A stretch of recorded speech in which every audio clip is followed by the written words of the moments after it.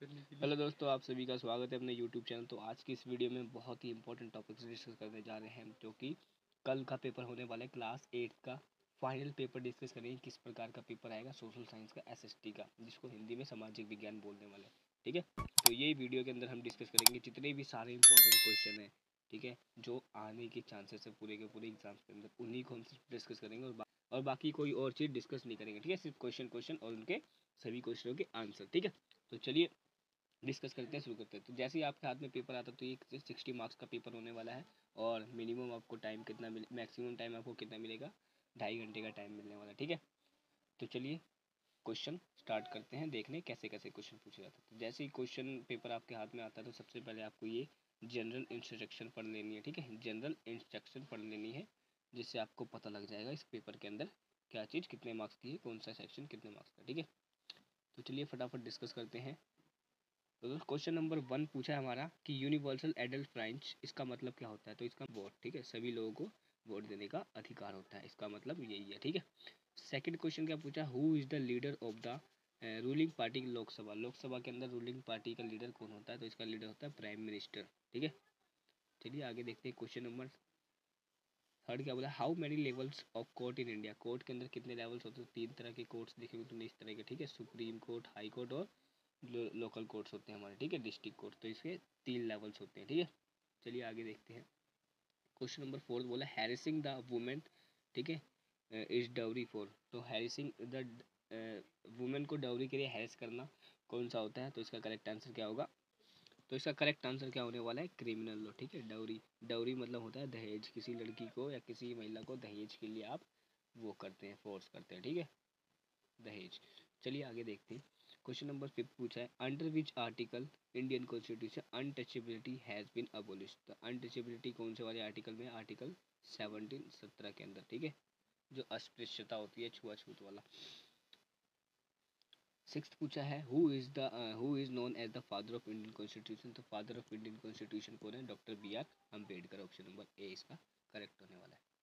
चलिए आगे देखते हैं। Question number 7, what is intercropping. तो इंटरक्रॉपिंग क्या होती है, ऑप्शन नंबर ए इसका करेक्ट उत्तर हो जाएगा। क्या, difference crops are grown alternative rows and column. से क्या होता है कि एक जैसे इस तरह का कोई फील्ड होती है, खेत होती है, इसमें अलग अलग रोज में अलग अलग चीज़ों को बोया जाता है, तो इसको बोलते हैं इंटरक्रॉपिंग।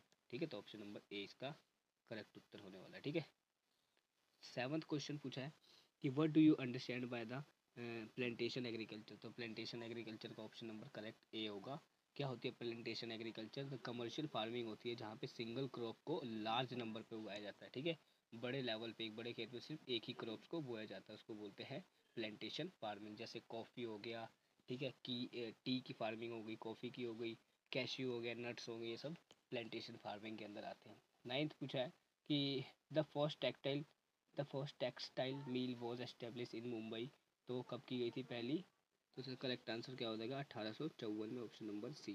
ठीक है, चलिए क्वेश्चन नंबर 10 देखते हैं क्या बोलता है, silicon valley is located on. Silicon valley कहाँ पे लोकेटेड है, तो कैलिफोर्निया में। ऑप्शन नंबर सी इसका करेक्ट होने वाला है। ठीक है, इसी के साथ क्या पूछा है, इसी के साथ पूछा क्वेश्चन 11 पार्ट है इसका, who was the last powerful ruler कौन था, औरंगजेब। ऑप्शन नंबर सी इसका करेक्ट हो जाएगा। ठीक है,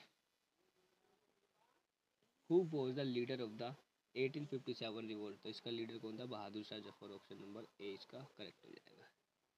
चलिए आगे देखते हैं। 13 पार्ट है, क्या बोला है, Shanti Niketan was establish by. जो शांति निकेतन था वो किसके द्वारा एस्टेब्लिश किया गया था। तो ऑप्शन नंबर सी होगा, रविंद्रनाथ टैगोर के द्वारा। ठीक है, 14 क्या पूछा, Bengal was partition in which year. ठीक है, बंगाल का पार्टीशन कब किया गया था, बी ऑप्शन करेक्ट हो जाएगा, 1905 के अंदर। ठीक है, तो 15 पूछा है federalism stand for. So federalism का मतलब क्या होता है। तो फेडरलिज्म का मतलब होता है एग्जिस्टिंग, ठीक है, more than one level of government है, एक से ज़्यादा तरह की सरकार होती है, उसको फेडरलिज्म बोलते हैं। ऑप्शन नंबर ए इसका करेक्ट उत्तर हो जाएगा। ठीक है, तो दोस्तों ये सारे एमसीक्यू क्वेश्चन थे जो कि क्वेश्चन में आने वाले हैं। ठीक है, और इन सभी के आंसर भी मैंने आपको बता दिए। चलिए क्वेश्चन नंबर 2 देखते हैं। ठीक है, 2 मार्क्स का जो सेक्शन बी का होने वाला है। ठीक है, तो इसमें सारे क्वेश्चन पढ़ लेते हैं पहले, उसके बाद सभी के आंसर मैं आपको बताने वाला हूँ। तो क्वेश्चन नंबर 2 है, इसके 2 पार्ट्स दिए, मतलब इसके ऑप्शन में एक क्वेश्चन है और एक ऊपर क्वेश्चन दिया गया है। ठीक है, तो ये पूछा है briefly describe the article 15 of the Indian constitution. तो आर्टिकल 15 क्या कहता है इंडियन कॉन्स्टिट्यूशन का, उसको डिफाइन करना अच्छे से आपको। इसी के साथ इसका और पार्ट क्या पूछा है कि what is the role of Bhimrao Ambedkar making the Indian constitution. ठीक है, भीमराव अम्बेडकर का रोल क्या था इंडियन कॉन्स्टिट्यूशन बनाने के लिए, तो ठीक है बहुत इंपॉर्टेंट रोल था इनका। थर्ड क्वेश्चन पूछा describe the factor affecting the location of industry. Location, कोई भी इंडस्ट्री लगाने के लिए क्या लोकेशन होती है और लोकेशन के कैसे कैसे फैक्टर होते हैं, ठीक है वो बताने हैं। ठीक है, जैसे कि ट्रांसपोर्ट हो गया, मार्केट हो गया, ये सब फैक्टर ही है इसके। ठीक है, हाउ इंडस्ट्री आर क्लासीफाई। ठीक है, इंडस्ट्री को कैसे क्लासीफाई किया जाता है, कोई इंडस्ट्री बड़ी होती है, कोई छोटी होती है, स्मॉल स्केल होती है। ठीक है, SSI और एक LSI। ठीक है, चलिए आगे देखते हैं। क्वेश्चन नंबर 4 पूछा है कि what did Mahatma Gandhi want that Indian language should be the medium of the teaching in school. ठीक है, तो महात्मा गांधी, ठीक है, जो चाहते थे, क्या बोलते थे कि लैंग्वेज जो भी इंडियन एजुकेशन दिया जा रहा है उसको हिंदी जो इंडियन लैंग्वेज में ही दिया जाना चाहिए। ठीक है, तो उसके बारे में बताना चाहिए क्या क्या गांधी जी ने किया। ठीक है, क्वेश्चन नंबर 5 है how the non cooperation movement gain the momentum through the 1922। जो नॉन कोऑपरेशन मूवमेंट था जिसको ऐसे योगा आंदोलन बोलते हैं, उसके बारे में यहाँ पे 1920 के प्रोसेस को एक्सप्लेन करना है। ठीक है, 2 नंबर का क्वेश्चन है। इसी के साथ सेक्शन सी में क्या पूछा, section 6 what is the role of parliament और what do you mean by the coalition government. ठीक है, पार्लियामेंट का रोल क्या होता है और what do you mean by the coalition government क्या होती है, गठबंधन सरकार क्या होती है। ठीक है, इसी के साथ क्वेश्चन नंबर 7 तक पहुँच चुके हम।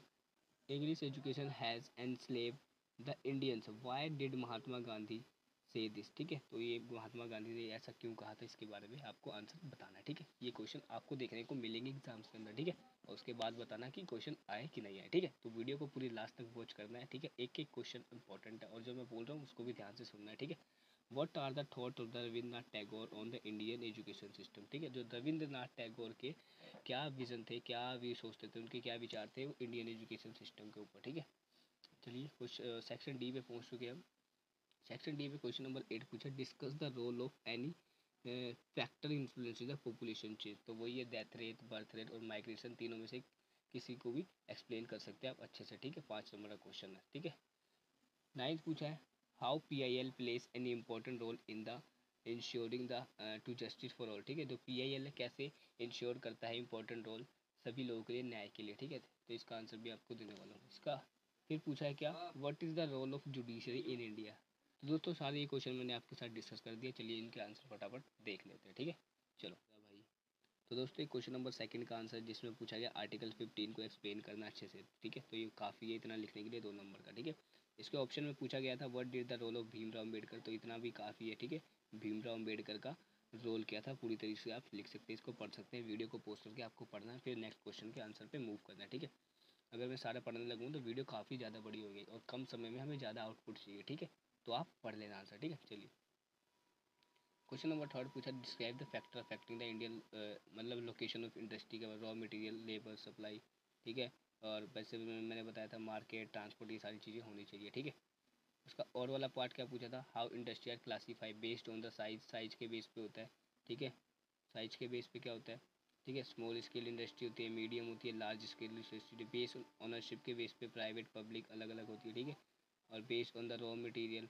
ठीक है, agro base, mineral base and base इस पे, और based on the function, computer, consumer, capital और सर्विस इंडस्ट्री, ये सब होती है। ठीक है, चलिए क्वेश्चन नंबर 4 देखते हैं महात्मा गांधी के क्या वो थे, क्या रिगार्डिंग वो सोचते थे। ठीक है, इसके बारे में बताना, तो ये कंप्लीट आंसर आपका इसका है। ठीक है, इसी के साथ इसका 5th क्वेश्चन पूछे कि नॉन कोऑपरेशन वाला क्वेश्चन जो था हमारा 5th, ये इन सभी के पॉइंट है, तो सारे पॉइंट आपको अच्छे से रीड करने हैं। ठीक है, बाकी नेक्स्ट मूव करना है। ठीक है, ये आंसर है इन सभी के। क्वेश्चन नंबर 6 पूछा था what is the role of parliament. तो पार्लियामेंट का रोल क्या होता है, अलग अलग रोल होता है। लेजिस्लेशन फंक्शन होते हैं, कंट्रोल ओवर द गवर्नमेंट होता है, फाइनेंशियल कंट्रोल होता है इनका। ठीक है, इस प्रकार से। इसी के साथ क्या होता है और वाला क्वेश्चन क्या पूछा है what do you mean bye coalition government. तो कोलिशन गवर्नमेंट क्या होती है, यहाँ पे लिखा हुआ है जब मल्टीपल पॉलिटिक्स पार्टी एक साथ टुगेदर आ जाती है, एक साथ गठबंधन बना लेते हैं, तो उसको कोलिशन गवर्नमेंट बोलते हैं। ठीक है, क्वेश्चन नंबर 7 क्या बोला है English education has enslaved the है ना Indian, why did Mahatma Gandhi से दिस। तो ये सारे आंसर है। ठीक है, महात्मा गांधी ने क्यों बोला था, इन सभी आंसरों को आपको रीड करना चाहिए। ठीक है, इस तरीके से। इसका और वाला क्वेश्चन का आंसर था कि टैगोर व्यूज़ क्या थे। ठीक है, इंडियन एजुकेशन में जो रविंद्रनाथ टैगोर थे उनके क्या व्यूज़ थे, ये तो सारे इन्हीं के व्यूज़ हैं। ठीक है, कि वो सोचते थे कि शांति निकेतन होना चाहिए, ठीक है, खुले में लोगों को पढ़ाना चाहिए। क्वेश्चन नंबर 8 पूछा है, ठीक है, क्या 5 मार्क्स वाले क्वेश्चन है ये, ठीक है। इसमें पूछा डिस्कस द रोल ना role of the any factor influencing the birth rate है, डेथ रेट है, माइग्रेशन है, इन सभी को आपको एक्सप्लेन करना है, आपका आंसर कंप्लीट हो जाएगा, ठीक है। गवर्नमेंट पॉलिसीज़ बना सकते हो, गवर्नमेंट पॉलिसी, स्कूल, ठीक, और उसके बाद सोशियो इकोनॉमिक्स फैक्टर होते हैं, ठीक है, इस तरीके की चीज़ें होती है।